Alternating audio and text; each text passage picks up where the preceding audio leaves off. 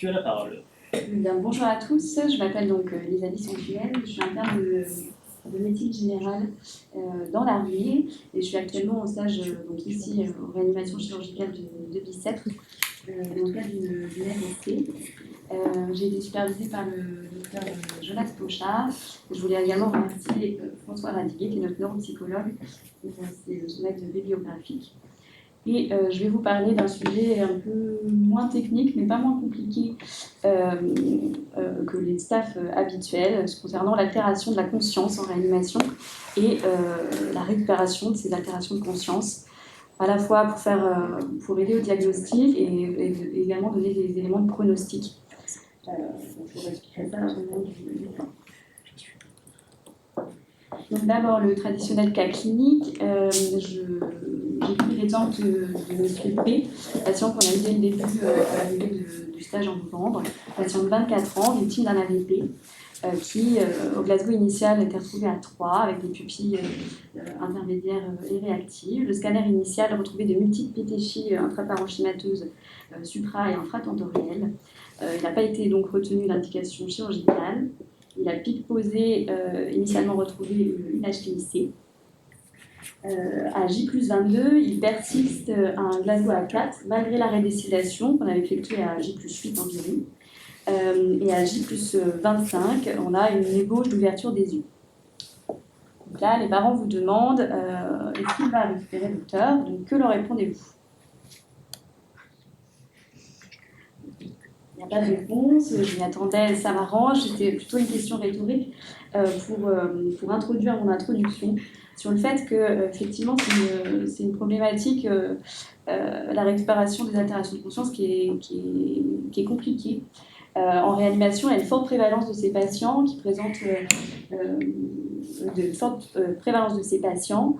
C'est une problématique qui est spécifique à la neuroréanimation qu'on pratique beaucoup ici au Crébin Bicêtre. Effectivement, passer la phase de réanimation, qu'on connaît bien, s'instaure la phase de réhabilitation. On se dit c'est un succès, on a réussi notre réanimation, mais finalement, on se retrouve dans des situations assez frustrantes. On n'a pas forcément le retour le fruit de notre travail sur le long terme. La réanimation, c'est une spécialité technique, avec beaucoup de connaissances, des gestes également, mais où il s'y joue des enjeux humains qui nous amènent à nous questionner sur des problématiques éthiques, morales et même philosophiques, puisque la définition de la conscience, elle touche à la définition de la nature humaine et celle de l'autonomie à celle de sa condition, et même de savoir si la vie vaut le coup, quelle vie vaut le coup. Et c'est une question d'autant plus délicate puisque le patient est par définition pas capable de prendre des décisions pour lui-même, et donc il faut, avec la famille, prendre les bonnes décisions en fonction de ce qu'il aurait voulu. Bon. Mon plan. D'abord, je vais faire un rappel de définition, un tout petit mot sur l'anatomie fonctionnelle, puis il y aura en gros 3 plus ou moins grosses parties qui répondront en gros à 3 questions. Quels sont les outils à notre disposition pour évaluer et faire le diagnostic des stades d'altération de la conscience, et quels sont leurs intérêts pour les décisions pronostiques. Ensuite, dans quelle proportion les patients sortent des troubles de la conscience? J'ai choisi 2 études pour illustrer un petit peu qu'on ait des chiffres en tête, qu'on ait des chiffres en tête. Et ensuite, une petite partie pour discuter qu'est-ce que la récupération dans le cadre de l'altération de conscience. En vous parlant de 2 articles également, et puis une petite conclusion. J'ai oublié d'ajouter une petite part mon plan. Pour ce qui est des définitions, j'ai mis un petit schéma assez sympa en ordonnée, vous avez la perception consciente, et en abscisse l'éveil, et on retrouve effectivement donc, dans le coin à gauche le coma, qui est défini par l'absence totale d'éveil et de conscience, et puis quand on arrive au niveau de l'éveil, l'état d'éveil non répondant et les différents stades en montant. En bleu c'est sur le sommeil, donc ça ne nous concernera pas ici. Mais donc les définitions, le coma, comme je l'ai dit, c'est une absence totale d'éveil. L'état végétatif, qu'on appelle plutôt l'état d'éveil non répondant, c'est un éveil sans conscience. Donc les cycles de sommeil, vous savez, les cycles de sommeil, veille-sommeil sont restaurés, mais il n'y a aucune preuve comportementale de prise de conscience. Pour ce qui est de l'état de conscience minimale, c'est un stade un petit peu entre les deux, où on a une prise de conscience minimale qui est reproductible mais incohérente.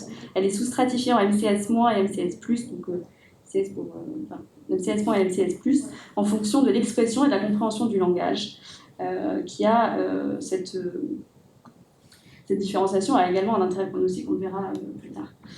J'ai mis un petit mot sur la confusion, on peut considérer que c'est une altération de la conscience, mais c'est débattu et on n'en parlera pas ici, plutôt un dysfonctionnement persistant dans plusieurs domaines cognitifs. On n'en parlera pas, ce n'est pas le sujet ici.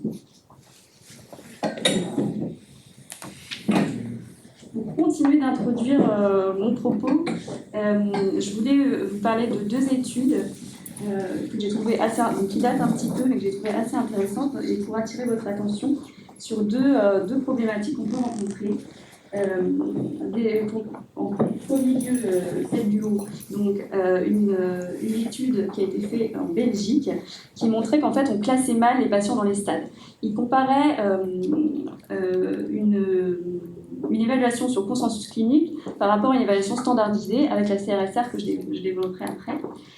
Et on retrouvait que sur les patients classés en état végétatif sur la base de consensus clinique, en fait, finalement, il y en avait 41% de ceux-là qui étaient finalement en MCS. Et de la même façon, dans les patients classés en MCS, il y en avait 10% qui étaient sortis de l'état de conscience minimal.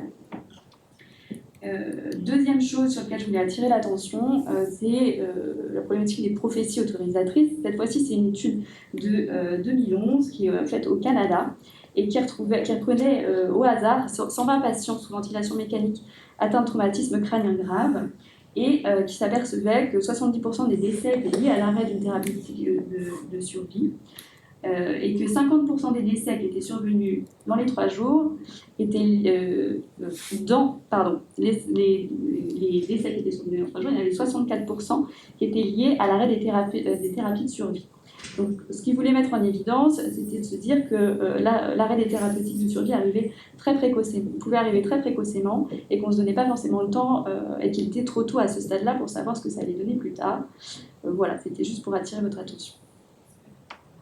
Je ne sais pas ce qu'il en est des chiffres en France, malheureusement, et puis là c'était en 2011, mais c'était un rapide mot sur l'anatomie fonctionnelle, avec le modèle du mésocircuit. Donc en gros, le fonctionnement anatomique de la conscience, il est centré sur le modèle du mésocircuit, c'est-à-dire centré sur les encéphalées, qui comprend le cortex frontoparietal, les noyaux centraux et le thalamus. Et le thalamus fait le lien entre ces différents éléments. Son activité est régulée par le pallidum et le striatum. Le striatum, il inhibe, donc sur le schéma normal, en flèche rouge, il inhibe le pallidum, qui inhibe le thalamus, et lui, le thalamus, il stimule le striatum en échange, et le cortex frontoparietal, il y a des allélules entre le cortex frontoparietal et le thalamus, et donc cette boucle sert à réguler l'activité de l'ensemble. Lors d'une altération de la conscience, les voies les plus endommagées sont celles celles entre le cortex et le striatum, et le thalamus vers le striatum. Il existe également une diminution d'interaction entre le thalamus et le cortex. En rouge, c'est diminution, quand c'est en pointillé, c'est moins, donc c'est plus gros, c'est majoration, en croix, c'est altéré. Donc je vais vous parler maintenant de comment évaluer les altérations de conscience en vous présentant des échelles et également les examens paracliniques qui existent. Donc d'abord, je voulais vous présenter l'échelle FOR, qui est un peu une alternative au Glasgow. Le Glasgow qui pose le problème de ne pas être évaluable sur les patients entubés, parce que le verbal ne peut pas être évalué, qui n'évalue pas non plus les réflexes du tronc cérébral. Donc ici, l'échelle FOR qui a été proposée, l'échelle FOR, il y a 4 composantes. La composante oculaire qui évalue l'ouverture spontanée des yeux, mais aussi le clignement à la monnasse et la poursuite oculaire. La partie motrice qui, en gros, comme le Glasgow, au lieu que ce soit classé de 1 à 5, de 1 à 5, c'est un petit peu comme le Glasgow. Les réflexes du tronc et donc le réflexe puppillaire cornéen et les réflexes de tout, et la respiration intubée ou pas, avec respiration régulière ou pas. Donc l'avantage, c'est qu'il est rapide à faire, comme le Glasgow, il permet d'évaluer les patients intubés, Il distingue plutôt les patients avec un Glasgow bas, ça permet d'être plus précis. Et également, dans une méta-analyse de 2019, il a montré de bonnes performances en matière de prédiction de la mortalité hospitalière et de mauvais résultats fonctionnels dans le cadre de populations générales de soins intensifs ou d'urgence qui présentent des lésions intracrâniennes ou arrêtables. Bon, je ne sais pas pourquoi on ne l'utilise pas. Je pense qu'après le staff, on l'utilisera. Le staff junior, on ne le saura pas plus. Mais c'est une échelle que j'ai trouvée intéressante, que je voulais vous présenter. Ensuite, je vais vous présenter donc, la CRSR, qui est un peu l'échelle phare de ce topo, puisqu'elle est développée spécifiquement pour différencier les états d'éveil non répondant, de l'état de conscience minimale et l'émergence de la conscience minimale, et qui permettent de suivre la récupération comportementale. Comme je l'ai dit tout à l'heure, elle est capable de détecter des réponses volontaires chez 40% des patients qui étaient diagnostiqués en état végétatif auparavant, quand on ne l'utilisait pas, je veux dire. L'inconvénient, c'est qu'elle est chronophage, elle prend 30 minutes à faire. Et donc, vous avez le principe, c'est qu'on évalue la fonction auditive, visuelle, motrice, verbale, la communication et l'éveil, ce qui nous donne un score sur 23. En gros, quand c'est inférieur ou égal à 7, on classe état d'éveil non répondant. Entre 8 et 15, une conscience minimale, et supérieur à 16, l'émergence de la conscience minimale. Il y a également des critères qui sont, en gros, je trouve très visibles, l'utilisation fonctionnelle d'objets et la communication exacte qui classent directement en émergence de la conscience minimale, et même principe en bleu pour la conscience minimale. Cette échelle, elle est intéressante parce qu'elle a fait ses preuves pour le pronostic. En effet, il y a plusieurs études qui montrent ça, mais un score bas est prédictif de mortalité dans les 2 ans chez les patients en état d'éveil non répondant, et un score haut est prédictif de meilleure récupération dans les 6 mois chez les patients en état de conscience minimale. Cette échelle doit être répétée dans le temps et effectuée par du personnel formé. En tout cas, c'est ce qu'indiquent les recommandations de 2018 de l'Académie américaine de neurologie. Et, enfin, j'en parle après de ces recommandations pour qu'elles soient vraiment optimales. Ensuite, un petit mot sur la DRS, qui est cette fois qui ne sert pas au diagnostic des troubles de conscience, elle, mais qui permet de quantifier le handicap. Elle est utilisée dans une étude dont je parle après, c'est pour ça que je vous la présente. Et également parce que c'est intéressant de voir que finalement, dans cette... Bon, je vous la présente d'abord. C'est une échelle de résultats fonctionnels qui comprend le Glasgow sur 12, parce qu'en fait, on peut avoir 0, c'est un Glasgow décalé. Une évaluation de la capacité cognitive pour l'alimentation de l'habillage et la toilette sur 3 points. Les degrés de dépendance aux autres et l'employabilité. Celle-ci, elle a été développée spécifiquement pour les lésions cérébrales traumatiques. Et donc, ça nous fait un score de 0 à 29. Et ce qui est intéressant de voir, c'est que finalement, quand on prend la DRS, on se situe dans les... Mince, je ne vais pas changer. Je vais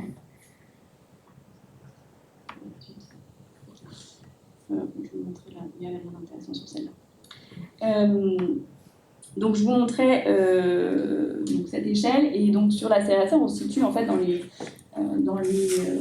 strates assez basses. Et on n'évalue pas la récupération fonctionnelle après. Ce qui finalement, c'est ce qu'on cherche à obtenir à la fin. Alors, ensuite, je vous parle des examens complémentaires qui sont effectués. Donc, l'IRM structurelle, elle permet la détection des lésions provoquant le coma et joue souvent un rôle important dans les discussions sur le potentiel de guérison, mais elle a ses limites.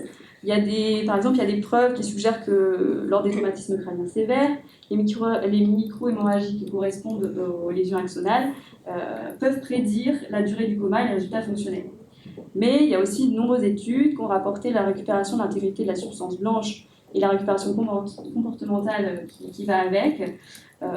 Donc finalement, on l'a fait à Bicêtre, l'IRM pronostic, mais on dit bien à la famille que ce qui compte, c'est plutôt la clinique et que ça nous donne juste quelques pistes. Pour ce qui est de l'IRM, donc depuis depuis quelques temps, fait des IRM fonctionnelles qui, elle, étudie les réseaux intervenant dans la conscience et aurait un intérêt également pronostique, puisqu'il y a une étude, déjà en 2015, il y avait une étude qui montrait que la force de connectivité fonctionnelle entre le cortex cingulaire postérieur et le cortex préfrontal était significativement différente entre les patients comateux qui sont rétablis et ceux qui ont finalement obtenu un résultat défavorable 3 mois après la lésion. Des études suggèrent également, pour le troisième point, que la diffusion tensor imaging prédirait la récupération fonctionnelle et pourrait contribuer au pronostic précoce des troubles de la conscience également. Donc à 6 mois chez les patients post-ACR et à 1 an chez les patients post-TC.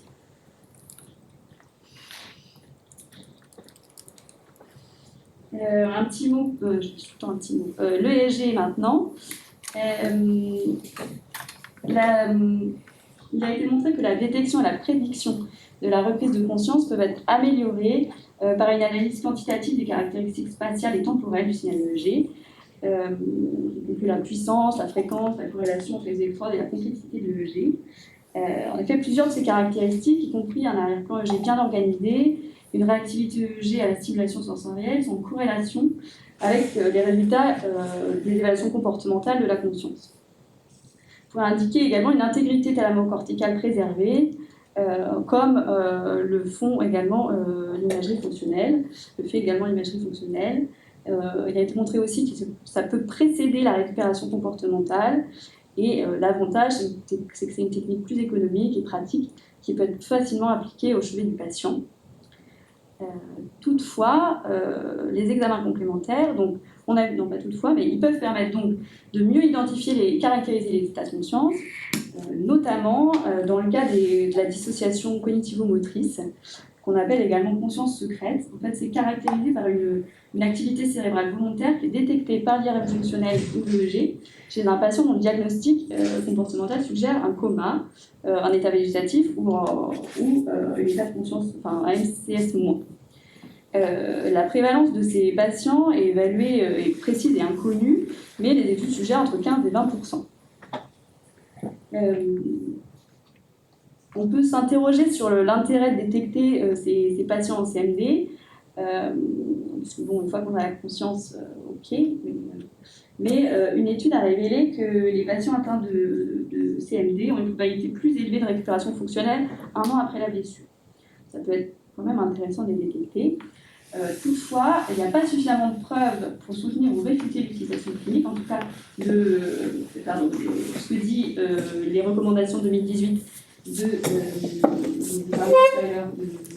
de l'Académie américaine de biologie, et qu'il n'y a pas suffisamment de preuves pour soutenir ou réfuter l'utilisation clinique de routine de la neuroimagerie fonctionnelle ou de l'EEG. Ça reste quand même utile pour la recherche et la compréhension de ce qui se passe, et c'est quand même peut-être prometteur pour l'avenir. Ensuite, je vais donc vous parler de 2 études qui nous donnent des chiffres sur ce qu'on peut attendre de la récupération, des choses un peu plus concrètes. D'abord, une étude de 2020 qui est effectuée dans 11 sites cliniques aux États-Unis et en Europe entre février 2005 et mars 2010. On a 95 patients dans un état de conscience minimal ou végétatif et qui ont subi un traumatisme crânien 4 à 7 semaines avant l'inscription, et on les a suivis pendant 6 semaines. L'idée, c'était d'établir des comportements cibles qu'on a choisis comme les meilleurs scores au niveau des sous-catégories de la CRSR, qui sont donc le suivi des commandes cohérentes, la reconnaissance d'objets, l'utilisation d'objets fonctionnels, la verbalisation intelligible, la communication fiable et l'attention soutenue. Et donc, on a évalué au moment de l'inscription, l'inclusion, et à 6 semaines, s'il récupérait 0, 1, 2 ou 3 de 6 de ces comportements cibles. Donc vous avez en ordonnée le pourcentage de sujets et en abscisse le nombre de comportements cibles présents, en bleu à l'arrivée et en rouge au bout de 6 semaines. Donc on constate qu'initialement, il y a quasi 90% des patients qui sont inclus qui n'ont aucun comportement cible. Et on constate que 42% n'ont récupéré aucun de ces comportements cibles au bout de 6 semaines. Par contre, on voit que 20% des participants ont récupéré les 6 comportements cibles. On ne le voit pas là, on ne le voit pas sur ce schéma, mais il est précisé également que près des 3/4 des patients qui ont récupéré les 6 comportements cibles présentaient une incapacité modérée à sévère au DRS. Le DRS médian à la semaine 6 était de 11, ce qui correspond à un handicap modérément sévère pour les patients qui avaient récupéré les 6 comportements. Voilà, il n'est pas précisé non plus ici, mais il est précisé dans l'article, que le taux de récupération était environ 3 fois plus élevé chez les patients qui étaient en conscience minimale que ceux qui étaient en état végétatif. Une autre étude, cette fois c'est une étude belge, qui a été présentée sous forme de poster, qui est multicentrique sur 15 centres de Belgique, qui donc a permis un suivi sur 24 mois de patients en état minimale ou en état végétatif, avec une CRSR établie à 1 mois, enfin réalisée à 1 mois, 3 mois, 6 mois, jusqu'à 12 mois, en incluant donc 476 patients. Vous avez sur la gauche les patients qui sont en état végétatif et sur la droite les patients en état de conscience minimale, en haut d'origine traumatique et en bas d'origine traumatique. Et donc on voit par exemple sur le graphique en haut à gauche que le pronostic chez les états végétatifs non traumatiques est effroyable, hein, puisqu'on passe, donc ils sont tous en état végétatif initialement, et on se retrouve avec les proportions, donc noir c'est les décès, bleu c'est quand on est en état de conscience minimale, et vert c'est on sort de la conscience minimale. Donc on a quasiment 80% de mortalité pour ces patients-là au bout de 2 ans, et on voit qu'il y en a très peu qui sortent de l'état de conscience minimale. Parallèlement à ça, si on prend le graphique, pour ceux qui sont en état de conscience minimale au bout d'1 mois et qui ont une origine traumatique, on en a quand même 50% qui sortent de cet état de conscience minimale. C'est le lot du bas. Donc ce qu'on constate, c'est qu'il y a un meilleur pronostic pour les patients en état de conscience minimale que ceux qui sont en état végétatif. Il y a un meilleur pronostic également pour ceux qui, ce qui paraît assez intuitif, mais pour ceux qui avaient une origine traumatique ou non traumatique, il n'est pas visualisé là, mais quand on est MCS+, on a un meilleur pronostic également que si on n'a pas de fonction de langage.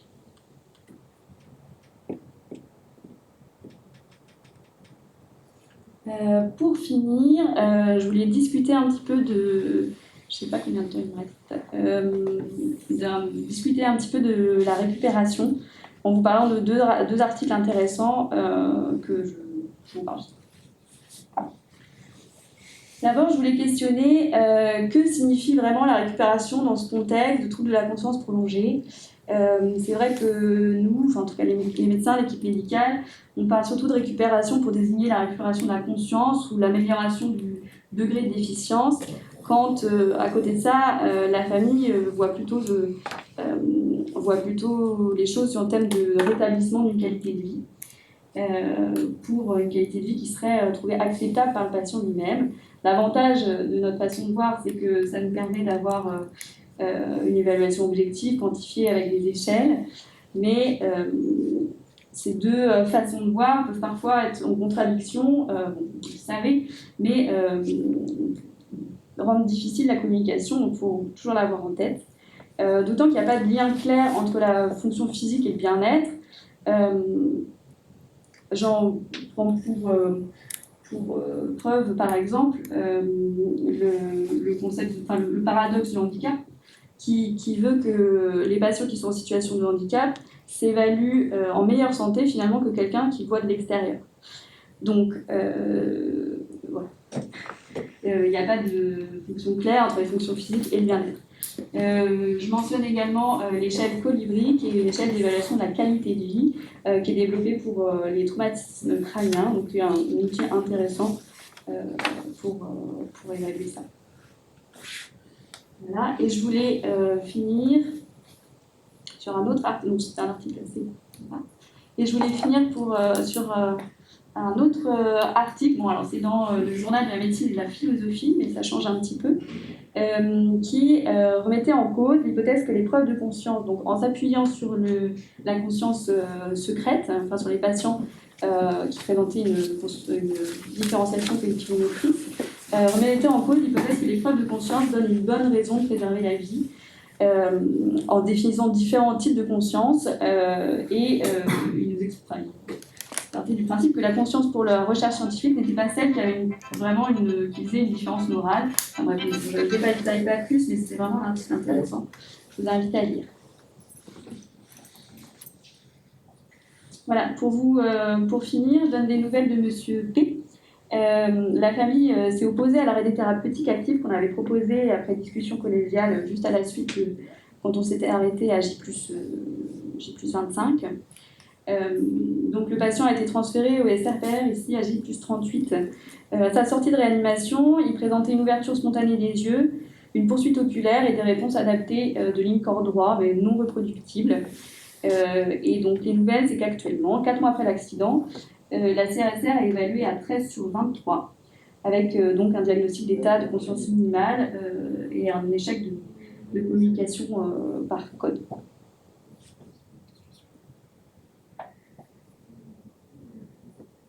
Voilà, en conclusion, il n'y a pas vraiment de guideline dans ce topo, mais je voulais rappeler l'intérêt d'un examen clinique rigoureux, répété dans le temps et fait par du personnel formé avec les bons outils d'évaluation qui ont un intérêt pronostic pour bien situer le pronostic à l'avenir. J'ai parlé également des promesses, des limites des examens paracliniques qui sont pertinents pour le moment d'un point de vue de la recherche, mais qui cliniquement sont pas, sur la pratique courante ne sont pas vraiment applicables pour le moment. Je voulais présenter aussi des chiffres concrets pour appréhender au mieux les chances de récupération des patients qu'on prend en charge et garder en tête effectivement les différences de conception de la récupération. Voilà.